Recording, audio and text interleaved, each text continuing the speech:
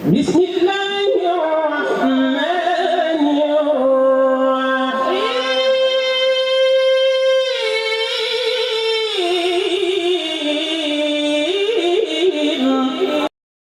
আমরা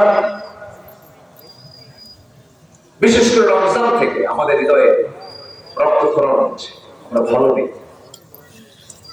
আমার ভাইদের রক্ত সিনেমিনে খেলা হচ্ছে, ছোট্ট ছোট্ট বাচ্চাগুলো বাবাকে হারায় উন্মুক্ত আকাশে, জাস্ট আকাশে, মানে মাথার উপরে কোনো ছাদ নেই, আকাশে তাদের ছাদ, খাবার না পেয়ে ছোট্ট ছোট্ট বাচ্চাগুলো ফুটন্ত গোলাপের মতো চেহারা বাচ্চাগুলো ছাগলের ঘাস চাবায় চাবায় খাচ্ছে। ছোট্ট ছোট্ট বাচ্চাগুলো খাবার না পেয়ে বলছে, আল্লাহ শুনেছি গোটা দুনিয়াতে নাকি 200 কোটি মুসলমান, কেউ একজন পরিমাণ খাবার আমাদের জন্য আনলো না। শুনেছি তোমার জান্নাতে নাকি বহু খাবার আছে, আল্লাহ মৃত্যু দিলে পরে জান্নাতের খাবার দিয়ে খাবো। এই করুণ আত্মচিৎকারে আকাশ বাতাস ভারী হচ্ছে প্রতিনিয়ত। 20 সেকেন্ড পর পর মধ্যপ্রাচ্যে কষায় ইসরায়েল বেনিয়ামিন নেতানিয়াহুর নেতৃত্বে মিসাইল গুলো মারতেছে, মাল্টি স্টেট বিল্ডিং গুলো তুড়ায় যাচ্ছে। সেই বোম্বিং এর সাথে সবার আগে লাশ উঠতেছে মানুষের। এই চিত্রগুলো দেখে আমাকে ভালো আছে কেউ না, আসতে ভালো আছে কেউ না, কেউ কিন্তু ভালো নেই। সেই সময় আমরা বসেছি, আমরা সুস্পষ্ট ভাষায় জানান দিতে চাই এই তাফসীর মাহফিলের প্ল্যাটফর্ম থেকে, সম্মানিত ভাইরা, আমরা মুসলমান, আমরা পৃথক থাকবো না এক থাকবো, পৃথক থাকবো না এক থাকবো, আমরা এক হয়ে ওই বাতিলদের মোকাবেলা করব। ইহুদির জনসংখ্যা মাত্র পৃথিবীতে 1,52,00,000, 1,52,00,000। গোটা পৃথিবীর মোট জনসংখ্যা হলো 200 কোটি, 800 কোটি, 800 কোটি মোট জনসংখ্যা। এর মধ্যে ইহুদির সংখ্যা মাত্র 1,52,00,000। মুসলিম জনসংখ্যা হলো প্রায় 200 কোটি। 200 কোটি মুসলমান যদি 1.5 কোটি ইহুদির বিরুদ্ধে লড়াই করার দরকার নেই, শুধু যদি মুখের থুতু নিক্ষেপ করতেও ভেসে যেতে পারে, কিন্তু কোনো আওয়াজ কি আছে? বরঞ্চ মুসলমান ইসরায়েলের তৈরি করা পেপসি খায়া ঢেকুস মারে। কি খায় ঢেকুস মারে? পেপসি খায় ঢেকুস মারে। সম্মানিত বন্ধুগণ, বয়কটের ডাক তো আমরা দেবই, বলবো যে ওদের কোনো পণ্য ব্যবহার করবে না, কিন্তু আপনি কি পণ্য বানাইছেন? আপনি কিছু বানাইছেন? বানান নাই। ওদের পণ্য, ওদের বিজনেস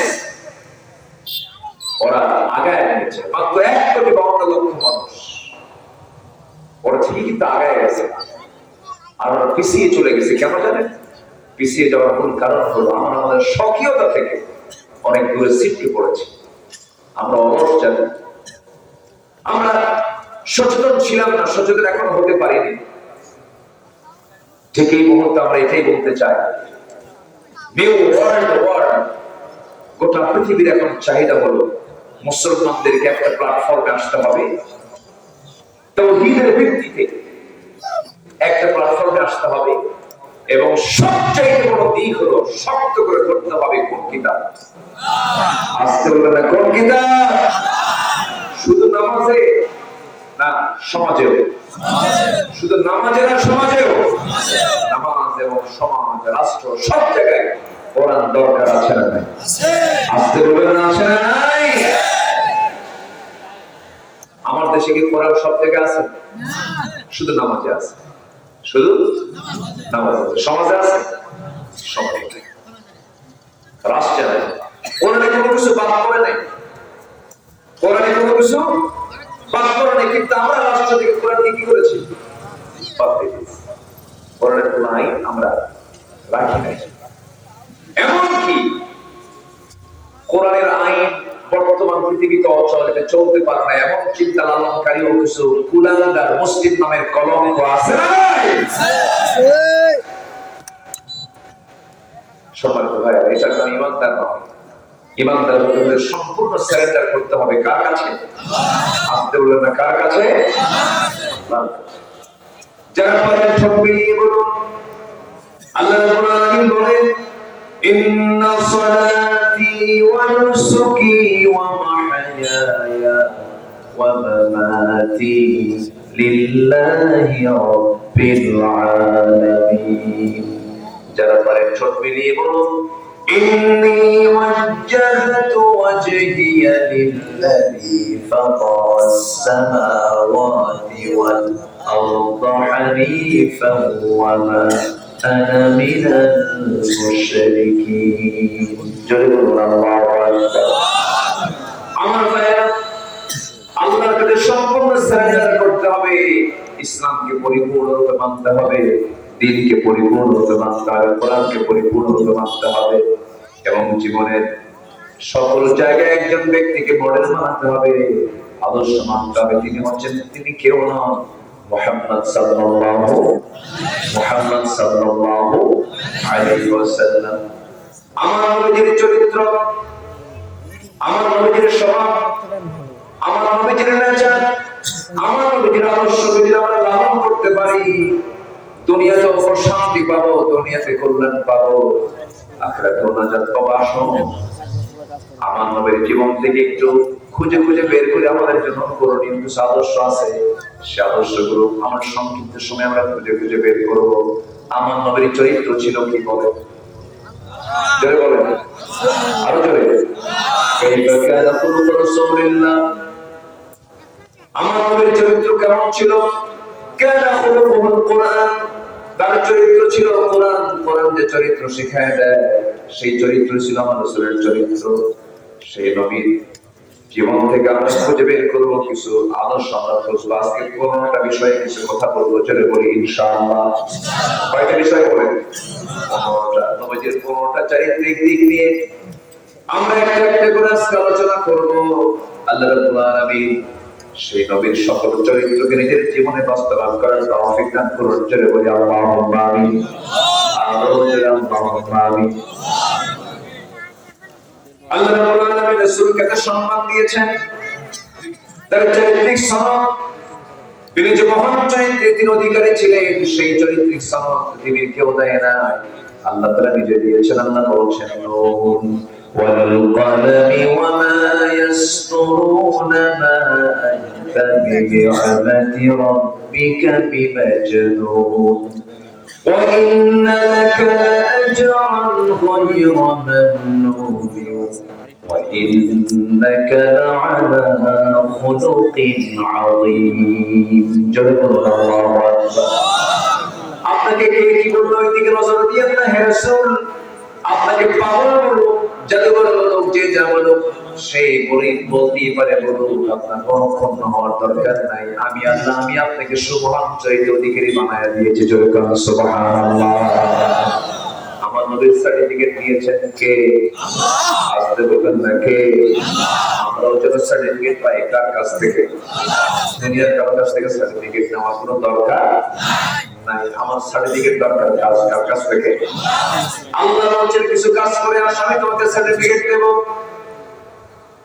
আল্লাহ রাব্বুল আলামিন বিভিন্ন জায়গায় আমাকে সার্টিফিকেট দেওয়ার জন্য বিভিন্ন কাজ করতে বলেছেন। যেমন এক জায়গায় 7টা কাজ করে বলেছেন, উলাইকা হুমুস সাদিকুন ওয়া উলাইকা হুমুল মুত্তাকুন। জোরে বলুন আল্লাহু আকবার। এরাই সিদ্দিক, এরাই মুমিন, এরাই মুত্তাকি। আল্লাহ রাব্বুল আলামিন বিভিন্ন জায়গায় আমাদেরকে আমলগুলো শিখিয়ে দিয়েছেন। সব কোরআন থেকে আমরা খুঁজে খুঁজে বের করব। আসুন না নবীর জীবন থেকে কিছু আদর্শ আমরা খুঁজে বের করি, আমাদের জীবনে এগুলোকে ট্রিট করি। আমার নবীজির 1 নম্বর আদর্শ হলো, আমার নবীজি দাওয়াত দিয়েছেন যোগ্যতার সাথে, প্রজ্ঞার সাথে, উত্তম পন্থায়। আমরা যে দাওয়াতি কাজ করব, নবীর মতো দাওয়াতি কাজ করব। জোরে বলি ইনশাআল্লাহ। উত্তম পন্থায় দাওয়াতি কাজ করব, প্রজ্ঞার সাথে দাওয়াতি কাজ করব। আল্লাহ রাব্বুল আলামিন বলেন, ادع إلى سبيل ربك بالحكمة والموعظة الحسنة وجادلهم بالتي هي أحسن إن ربك هو أعلم بمن ضل عن سبيله وهو أعلم بالمهتدين. جرب الله أكبر. সূরাতুন নাহাল আয়াত নাম্বার 125। নাহাল মানে কি বলেন? বলেন মৌমাছি। মৌমাছি কি সুন্দর জবাব দিয়েছেন, বলি আলহামদুলিল্লাহ। সূরার নাম কি? নাহাল। নাহাল মানে হলো মৌমাছি। অর্থাৎ কোরআনে কারীমে একটা সূরার নাম আছে মৌমাছির নামে। আবার এই যে কথা বলছে এগুলো লোহা। লোহা নামে সূরা আছে না নাই বলেন? সূরাতুল হাদীদ। লোহা নামে সূরার নাম থাকলো, হাতি নামে সূরার নাম থাকলো, মৌমাছি নামে সূরার নাম থাকলো, সূরাতুন নামাল বিপ্রার নামে সূরার নাম থাকলো। কেন? কোরআন শুধু যদি ধর্মের কিতাব হতো এই সমস্ত বিষয়টা আসার কথা নয়। লোহা নিয়ে যারা কোরআন আমিন কথা বলেছেন, প্রাণী জগৎ নিয়ে কথা বলেছেন, অর্থাৎ মানব জীবনের জন্য যা কিছু প্রয়োজন সব কিছু আল্লাহ পাকের মধ্যে বলে দিয়েছেন। কোরআন তো পৃথিবীর কোন ব্যক্তির রচনা নয়। কোরআন সম্পূর্ণ নাযিল হয়েছে কার কাছ থেকে? এই লোহাটা কার? বলেন লোহাটা কার? লোহার কোম্পানি আছে, রড ফ্যাক্টরি, বিএসআরএল, কেএসআরএল, একেএস, বিভিন্ন কোম্পানির নাম আছে। লোহা কি তারা বানায়? লোহা তো পৃথিবী কেউ বানাতে পারবে না। লোহা এটা আল্লাহর পক্ষ থেকে আসমান থেকে নাযিল হয়েছে। এটা জোরে করে সুবহানাল্লাহ। দিনাজপুরে কিসের খনি আছে বলেন? কয়লা খনি। বলেন কয়লা। কয়লা খনি খুব বেশি কি দূরে না, একটু কাছাকাছি। কয়লার খনি যে আছে সেই খনিটা কোথায়? মাটির উপরে না মাটির নিচে? গ্যাসের খনি কোথায়?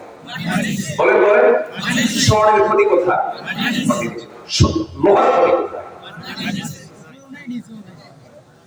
লোহাটা কোথায়? পাহাড়ে। আইডিয়া করে কোনো কথা বলা যাবে না। কোরআন কি প্রশ্ন? কোরআন বলো লোহা কোথায়? সুবহানাল্লাহ বলুন। বাহ, কোরআন কি জবাব দিতে পারে না? আচ্ছা, পারে কিনা? কিন্তু জবাব দেখে থেকে নেই না।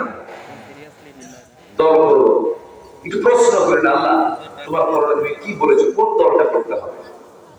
মুসলমান দল, বেনামাজি দল, সুরের দল, কোন দল? কোরআন তুমি বলে দাও। এই প্রশ্ন তোমরা কোরআন করি না। ওই সমস্ত নেতৃত্ব মানার দিন শেষ। যে নেতৃত্বে নামাজ নাই, যে নেতৃত্বে নামাজ নাই, যে নেতৃত্বে আল্লাহর দিন কায়েমের কথা নাই। 1971 থেকে 2025 সাল পর্যন্ত অনেক সরকার এসেছে, চলে গেছে।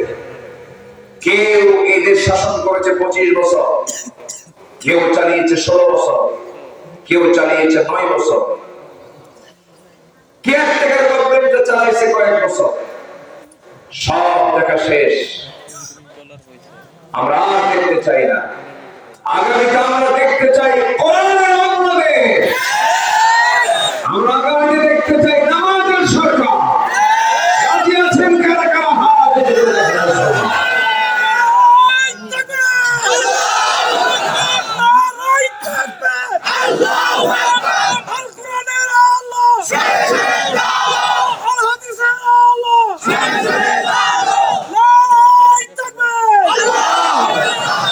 আল্লাহ কবুল করুন। জোরে বলি আমিন। আরো জোরে আমিন। কষ্ট পেলেন মনে হয় নাকি? কষ্ট পাচ্ছেন? দেখলাম তো সবকিছু। চাঁদাবাজি দেখতে চাই না, সন্ত্রাস দেখতে চাই না, ক্ষমতার মিসইউজ, পাওয়ারের মিসইউজ আমরা দেখতে চাই না। কোন থানায় কোনো হ্যালো চলবে না। থানা চলবে তার নিজস্ব গতিতে, কোর্ট চলবে তার নিজস্ব গতিতে। আইন সবার জন্য হতে হবে কি? এগুলো কোন চিত্র আমরা আজ পর্যন্ত দেখতে পাই না। আমি আমার বুদ্ধি বয়সে, আমার এই ক্ষুদ্র জীবনে, আমার বুদ্ধি বয়সে আমি দেখি নাই রমজান মাসে, যে মাসে পেঁয়াজের ব্যবহার সবচেয়ে বেশি, পেঁয়াজের দাম 25 টাকা কেজি। যে এই বছর ছিল কিনা বলো, ভারত থেকে কোনো পেঁয়াজ আসছে দাম এত কমলো কেন বলো, বিষয় আছে কিনা, বিষয় আছে কিনা বলেন। আচ্ছা, আমি গত 2 বছর আগে বিমানের টিকিট কেটেছি 1.5 লক্ষ টাকা দিয়ে, বিমানের টিকিট কেটেছি, সেই টিকিট এই বছরে মাত্র 50,000 টাকা। কেমনে করলো বলো, হলো পাসপোর্ট আছে, যা টিকিট আছে, তার কোন সিন্ডিকেট চলবে না, ঠিক আছে, সবকিছুই সম্ভব। আমার দেশকে কারোর কাছে যাওয়া লাগবে না, আমার দেশ অত্যন্ত দুর্বল মাটি, এই মাটি পৃথিবীতে কোথাও পাবেন না। যে দেশের মাটিতে একটা ছোট্ট বাচ্চা পেয়ারা খেলে পরে পেয়ারার বিচি যদি পেটে চলে যায়, সেই বিচিটা পেট থেকে বের হয়, সে বাড়ির পিছনে গিয়ে এক জায়গায় পায়খানা করে, সেই বিচি থেকে গাছ হয়, সেই গাছে পেয়ারা হয়। আমার দেশের মাটি হাসতেছে,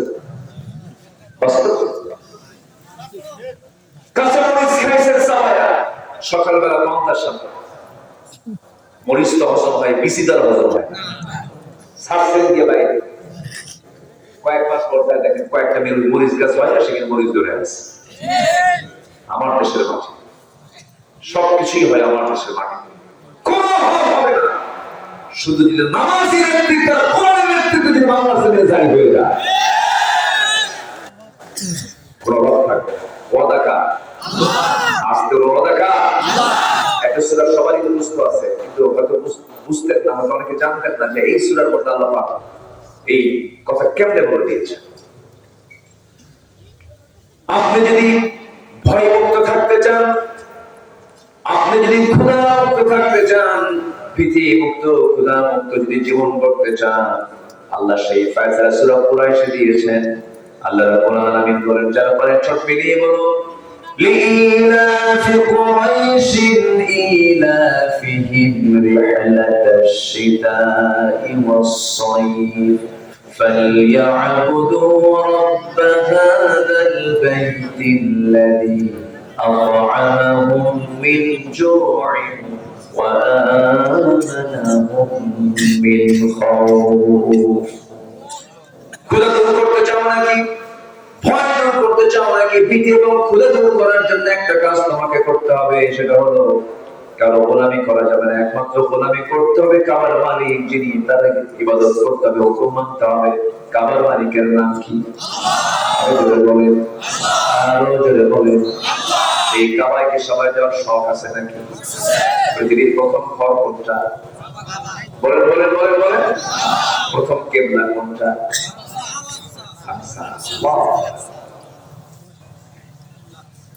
প্রথম ঘর বাইতুল্লাহ কাবা শরীফ, আর প্রথম কিবলা হলো বাইতুল আকসা। সুবহানাল্লাযী আসরা বি'আবদিহি লাইলান মিনাল মাসজিদিল হারাম ইলাল মাসজিদিল আকসাল্লাযী বারাকনা হাওলাহু লিনুরিয়াহু মিন আয়াতিনা। জোরে বলুন আল্লাহু আকবার। আল্লাহ রাব্বুল আলামিন কাবার কথা বলেছেন, আকসার কথা বলেছেন। আমার বন্ধুগণ, পৃথিবীর প্রথম ঘর, আল্লাহ তুমি সবাইকে যাওয়ার তৌফিক দাও। আরো জোরে, আরো জোরে, আরো জোরে। সবাই যাবেন না? আল্লাহ কবুল করুন। লোহা, এই লোহা নিয়ে সূরা একটা আছে, সূরার নাম হচ্ছে সূরাতুল হাদিদ। সূরার নাম কি? হাদিদ। হাদিদ মানে হলো লোহা। তাহলে কয়লার খনি হলো মাটিতে, সোনার খনি মাটিতে, গ্যাসের খনি মাটিতে, কিন্তু লোহার খনিটা কোথায়? লোহা আসলো কোন জায়গা থেকে? আল্লাহ রাব্বুল আলামিন বলেন, ওয়ানজালনাল হাদিদ ফীহি বা'সুন শাদীদুন ওয়া মানাফি'ু লিন-নাস। আমি লোহা নাযিল করেছি যাতে রয়েছে প্রচন্ড শক্তি এবং যাতে রয়েছে মানুষের জন্য নানাবিধ উপকার, বহুবিধ উপকার আছে। আমার বন্ধুগণ, লোহা ছাড়া কোনো কিছুই চলে না। একটা সুই বানাতেও কি লাগে? আরো জোরে বলেন। ধান লাগাইছেন আপনি, কাটবেন, কি লাগে? কাঁচি কি দিয়ে বানায়? লোহা দিয়ে বানায়। লোহা ছাড়া কোনো উপায় নাই। এসেছি মাহফিলে, গাড়িতে চলে এসেছি, গাড়িতে লোহা, চলবেন যেখানে চলবেন, লোহা ছাড়া কোনো উপায় নাই। কিন্তু এই লোহাটা রব্বুল আলামিন নাযিল করেছেন আসমান থেকে। কেমন করে চিন্তা করে দেখুন, এই পৃথিবী নামক এই যে জায়গায় আমরা বসবাস করছি, এই পৃথিবীর যে আবহাওয়া, যে তাপমাত্রা, এখানে যে বসে আছি আমরা, এখানে 30 ডিগ্রি সেলসিয়াস তাপমাত্রা থাকতে পারে, 28 থেকে 30। এই তাপমাত্রা, সূর্যটা আমার কাছ থেকে এত দূরে থাকার কারণে এই তাপমাত্রা আমরা পাচ্ছি। সূর্যের কাছাকাছি আভ্যন্তরীণ যে তাপমাত্রা, সেই তাপমাত্রা হলো 15 million degree Celsius. 15 million degree Celsius তাপমাত্রা। কিন্তু এই যে আমরা লোহাটা দেখি, এই লোহাটা কেউ যদি বানাতে চায়, কেউ যদি তৈরি করতে চায়, শুধু সূর্যের তাপমাত্রা নয়, যে তাপমাত্রার প্রয়োজন বিজ্ঞান বলতেছে লোহা তৈরিতে যে পরিমাণ তাপমাত্রার প্রয়োজন হবে, তার পরিমাণ হলো 5 বিলিয়ন ডিগ্রি সেলসিয়াস। কেউ তো আল্লাহু আকবার বলবেন না? পৃথিবীতে এমন তাপমাত্রা কোথাও আছে? সূর্যেই তো পৃথিবীতে থাকবে কেন? তাহলে এই পৃথিবীতে সূর্যকেও, পৃথিবীতে লোহাকেও বানাতে পারবে না, কোনোদিন সম্ভব নয়। তাহলে লোহাটা কেমন করে পৃথিবীতে আসলো? আল্লাহ রাব্বুল আলামিন 3000 বছর আগে বলেছেন, ওয়া আনজালনাল হাদিদ, আমি আল্লাহ লোহা নাযিল করেছি। বিজ্ঞান বলতেছে কোন মহাশূন্যের মাঝে কোন সুপারনোভা, কোন গ্যালাক্সির ভিতরে কোন সুপারনোভা বিশাল বিস্ফোরণের মধ্য দিয়া লোহাগুলো উপর থেকে পৃথিবীতে এসে পড়েছে। মানে আল্লাহ রাব্বুল আলামিন বলেছেন, আমি লোহাকে নাযিল করেছি। জোরে বলুন সুবহানাল্লাহ। কোরআন বলে দিচ্ছে, জোরে বলি সুবহানাল্লাহ। কোরআন যা বলে এই মহাশূন্য। সূরা নাম যে প্রথম আয়াতটা তেলাওয়াত করেছে, সূরাতুন নাহল, আল্লাহ পাক রাসূলকে প্রজ্ঞা ও উত্তম পন্থায় তিনি দাওয়াত দিতেন। আল্লাহ পাক তাকে এই যোগ্যতা দান করেছিলেন। এটা এসেছে সূরাতুন নাহলের মধ্যে। নাহল মানে হলো কি? মৌমাছি। মৌমাছি কি সংগ্রহ করে বলেন? মানে কি সংগ্রহ করে? কিসের থেকে? খালি ফুল, ফুল, ফল, বিভিন্ন রস সংগ্রহ করে। কিন্তু মধু কি সংগ্রহ করে? আগে রস, আগে কি করে? রস থেকে এমনি মধু হয় না, থামে, কথা আছে তো।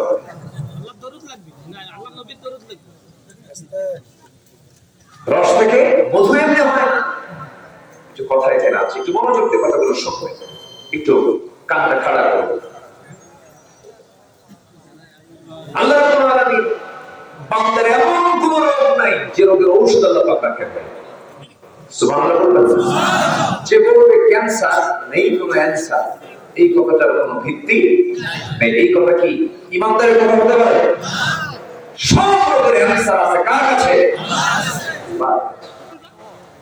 এই রোগ করে বহুদিন আগে একটা রোগী পেয়েছিলাম, আমার কাছে আসছে, হুজুর একটু পানি পড়ায়, পানি দম দিয়ে দেয়।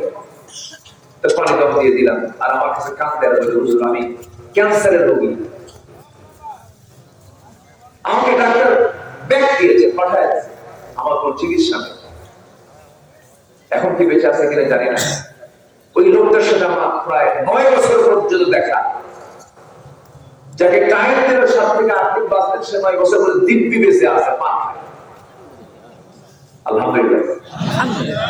আবার পান খাওয়া জায়েজ করলাম না, এটা ভেবে পান খান সমস্যা না, ওই যে পান খাওয়ার সমস্যা নেই। পানের সাথে আমরা হাকিমপুর রহমতুল্লাহ এখানে কথা আছে, এখানে এটা কখনোই খাওয়া যাবে না, নেশা খেলে যাওয়া। বসে ক্যান্সার কেউ আছে নাই? অবশ্যই আছে। দেখেন আল্লাহ পাক ওষুধ বানানোর জন্য মৌমাছিকে সিলেক্ট করলেন। মৌমাছি শক্তিশালী না মানুষ শক্তিশালী? এখানে যদি 20টা মৌমাছি ছেড়ে দেওয়া হয়, থাকতে পারবে? শক্তিশালী আপনি বড় ভালো করে কম। ছোট্ট একটা মৌমাছি আল্লাহ রাব্বুল আলামিনের মধ্যে কি কি দিয়েছেন দেখেন। এই মৌমাছিকে আল্লাহ পাক ওহী দিলেন, ওহী দিয়ে কি বললেন? আল্লাহ রাব্বুল আলামিন বলেন وَأَوْحَى رَبُّكَ إِلَى النَّحْلِ أَنِ اتَّخِذِي مِنَ الْجِبَالِ بُيُوتًا। আমি মৌমাছিকে ওহী করে দিলাম সুন্দর করে গাছের ডালে ডালে বড় বড় বিল্ডিং এর ছাদের নিচে সুন্দর করে বাসা বানায় নাও। এমন সুন্দর মৌচাক সে বানায় ফেললো, গোটা দুনিয়ার সমস্ত আর্কিটেক্ট সমস্ত ইঞ্জিনিয়ারদেরকে এক জায়গায় করে যদি বলা হয় একটা মৌচাক বানাও, কিয়ামত হয়ে যাবে, কেউ কি মৌচাক বানাতে পারবে নাকি? পারবে না। এই ছোট্ট মৌমাছির মাথার মধ্যে এই প্রজ্ঞা দিয়েছেন তিনি আমাকে। এত সুন্দর করে সে মধু সংগ্রহ করে। বিজ্ঞান বলতেছে 550 মৌমাছি 20 লক্ষ ফুলের উপরে যখন সে চলতে পারে, 550 মৌমাছিকে 20 লাখ ফুলে ভ্রমণ করতে হয়। প্রায় প্রত্যেকটা মৌমাছিকে 80,000 কিলোমিটার পথ পাড়ি দিতে পারলে 1 পাউন্ড মধু তৈরি হয়। 1 পাউন্ড মধু তৈরিতে 550 মৌমাছিকে 80,000 কিলোমিটার পথ পাড়ি দিয়ে প্রত্যেকটা মৌমাছিকে 20 লক্ষ ফুলে যেতে পারলে পরে 1 পাউন্ড মধু তৈরি হয়। আমার বন্ধু, সেই মধুর ভিতরে যদি কেউ ভেজাল ঢুকায় দেয় তার ফাঁসি হওয়া দরকার, একবার না বারবার।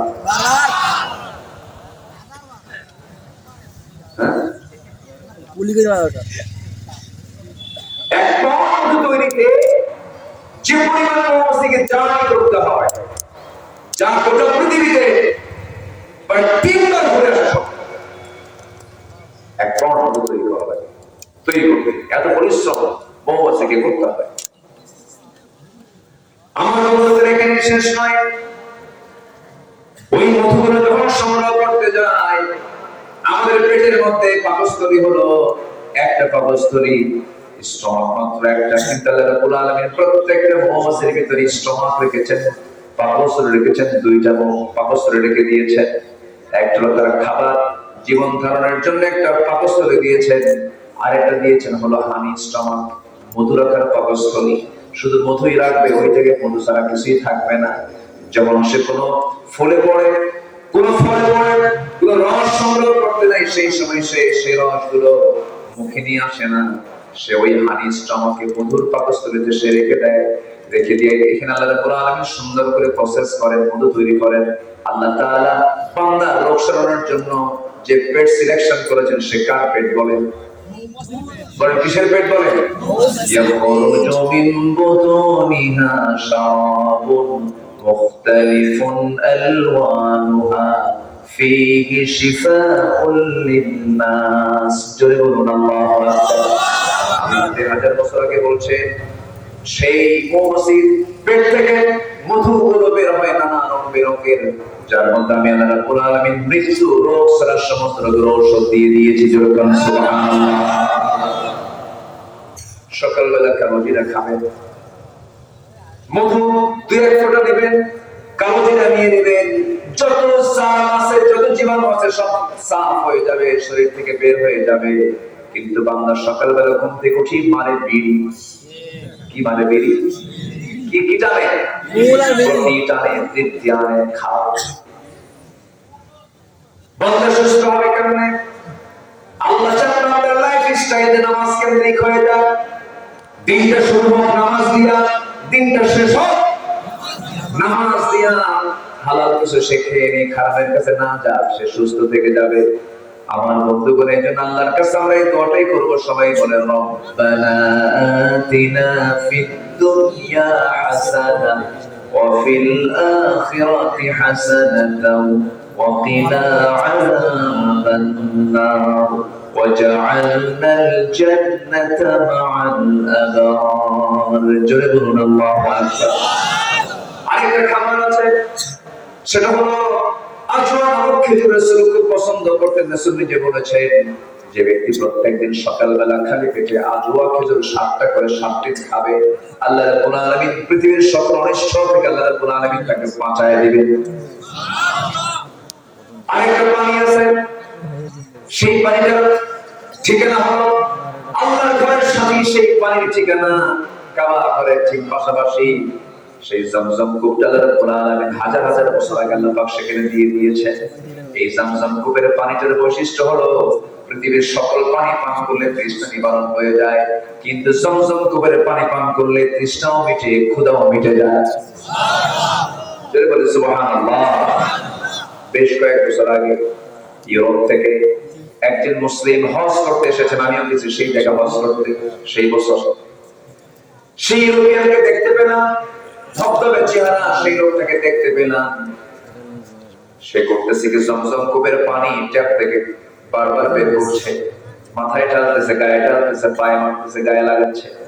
আমার কাছে এটা মনে হলো যখন সে অপচয় করতেছে, এটা আমি কাছে চলে গেলাম, বললাম ভাই আপনি এগুলো করেন কেন? জমজম তো পান করার জন্য, জমজমকে আপনি এমন করে নষ্ট করতেছেন কেন? তিনি আবেগ আপ্লুত হয়ে বলছেন, ভাইজান আমার বেশ কিছুদিন যাবত আমার স্কিন ক্যান্সার হয়েছে, স্কিন ক্যান্সার ডাক্তার বলে দিয়েছে আমার চামড়ায় ক্যান্সার হয়ে গেছে, আমি চলে আসলাম মক্কায়। আজ 20-25 দিন যাবত আমি শুধু একটা মাত্রই কাজ করে যাচ্ছি, সেটা হলো জমজম খাচ্ছি, জমজম গায়ে চামড়ায় লাগাচ্ছি, বারবার করে ঢালছি, আল্লাহর কাছে সাহায্য চাচ্ছি। গত 3-4 দিন আগে মেডিকেল রিপোর্ট করেছি, মেডিকেল পরীক্ষা করে দেখি আমার চামড়ায় আর স্কিন ক্যান্সার নাই। ওষুধ আছে কিনা বলো? আস্তে ওষুধ আছে না নাই? জিকির করি লা ইলাহা ইল্লাল্লাহ, আর জোরে লা ইলাহা ইল্লাল্লাহ, সুবহানাল্লাহ।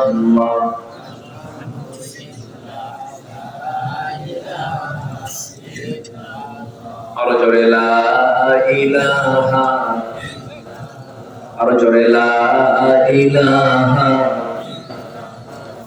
লা ইলাহা ইল্লাল্লাহ মুহাম্মাদুর রাসূলুল্লাহ সাল্লাল্লাহু আলাইহি ওয়াসাল্লাম। সূরা নাহল নাম থেকে শুরু করে আমি বহুদূর পর্যন্ত চলে গিয়েছিলাম। আমার নবীজি জীবনে মুমিনদের জন্য অনুকরণীয় কোনটা আদর্শ, এর মধ্যে এক নম্বর আদর্শ হচ্ছে রাসূল দাওয়াত দিয়েছেন উত্তম পন্থায়। আমরা দাওয়াত দেব উত্তম পন্থায়, জোরে বলি ইনশাআল্লাহ। কার পথে দাওয়াত দেব? আজকে বলবে কার পথে দাওয়াত দেব? এই দাওয়াতের কাজ কি শুধু একার না, সবার? আলেমদের, হাফেজদের না, সবার দায়িত্ব? সবার দায়িত্ব দাওয়াতের কাজ। আমরা দাওয়াতের কাজ করব, জোরে বলি ইনশাআল্লাহ। দিনে দেব দাওয়াত, রাতে দেব দাওয়াত। ইন্নী দাআউতু কওমি লাইলান ওয়া নাহারা। নূহ আলাইহিস সালাম তিনি দিনেও দাওয়াত দিয়েছেন, রাতেও দাওয়াত দিয়েছেন। এত মার খেয়েছেন, তো কওমের লোকেরা মেরে রক্তাক্ত করে রাস্তায় ফেলে দিয়ে চলে গেছে। তবুও তিনি দাওয়াতের কাছ থেকে একচুল পরিমাণ নড়েননি। 900 বছরে তার দাওয়াতের ফলাফল হলো 70 থেকে 80 জন ইসলাম কবুল করছে। তিনি কি হতাশ হয়েছিলেন? হতাশ না। আমরা দাওয়াতের কাছে কখনো হতাশ হব না। সাহায্য করবেন কে? এক নম্বরে চলে গেল, রাসূল ছিলেন সাহসী মানুষ। নবীর ভিতরে চুল পরিমাণ কোনো ভীতি কখনো কাজ করে নাই, শুধু ভয়টা কাজ করেছে। কার ভয়? আস্তে বলবেন না, কার ভয়? একজন ইমানদারের ভিতরে কখনো ভয় কাজ করবে না। আমি তো অবাক হয়ে গেছি, মাঝে মাঝে এখনো আমার কাছে কেমন যেন স্বপ্ন স্বপ্ন মনে হয়। 2024-এর টোটাল জুলাই মাসটা আমার কাছে একটা ইতিহাস।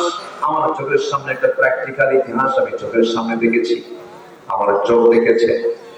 36 জুলাইয়ের যে আন্দোলন, এই যে যুবকরা রাস্তায় নেমে যে আন্দোলনটা করেছে, জীবন বাজি রেখে প্রথম রক্ত ঝরেছে কোন জেলার মানুষের? বলেন বলেন বলেন বলেন বলেন। আবু সাইদের বাড়ি কোথায়? দাঁড়িয়ে লিখে দিন। হ্যাঁ রাখবেন ইনশাআল্লাহ। বলেন তো দাঁড়িয়ে খুব সুন্দর দেখা যাবে। যেভাবে সুন্দর মাশাআল্লাহ, প্রথম কাতারে সবাই মিলে দাঁড়িয়ে, শুধু আপনাদের মাইনাস হয়ে গেছে। আল্লাহ দাঁড়িয়েওয়ালা বড় তৌফিক দান করুন, জোরে বলি আমিন। রাগ করবেন না? রাগ করবেন না? জি সম্মানিত ভাই, রক্ত ঝরেছে প্রথম রক্ত। আমি আবু সাইদের বাড়িতে গিয়েছি, জাফরপাড়া বীরগঞ্জে। আমি মাহফিল করেছি, সে আবু সাইদ আমার মাহফিলে আলোচনা শুনেছে, আমাকে চিনে, আমাকে জানে। এই যে আবু সাইদরা যে জীবনটা দিল কেন জানেন? এটার মূল কারণ হলো জুলুম থেকে জাতিকে বাঁচানোর জন্য। কি থেকে বলেন? কি থেকে?